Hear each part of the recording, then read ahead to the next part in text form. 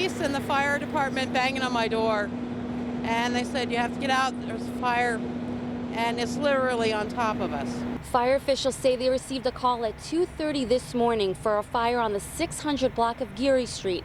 By the time they arrived, it quickly spread to neighboring homes. You can see the smoke was just everywhere. Multiple units were called for assistance, and the fire was under control within an hour. Officials say the fire reportedly started at 610 Geary Street and quickly moved down the row of houses. One of the things that we deal with and what we dealt with this particular fire is the open void. And quite frankly, when you go into buildings, you won't even realize that there was a fire because a lot of the contents are only water damage. All the fire was high in the ceiling that just ran down the top of the row in what we call the cock loft.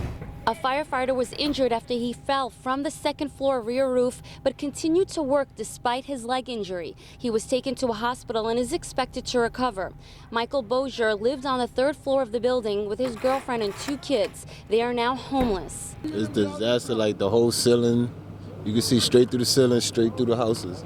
They had to rip the walls. Everything is burnt, like the walls, the ceilings is burnt. These dogs are the only animals in that home to survive in the fire. I had 2 snakes and an iguana, and they all dead too. The fire chief says if it wasn't for the quick response time, things could have been much worse. Fire crews got here 4 minutes after the call was placed and were able to safely evacuate residents. What were you able to get? Nothing.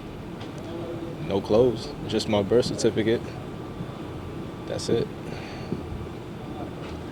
Nothing else I could get. The American Red Cross is assisting families. They'll stay at a hotel for a couple of days and then decide where to go from there. But they say they will remain optimistic.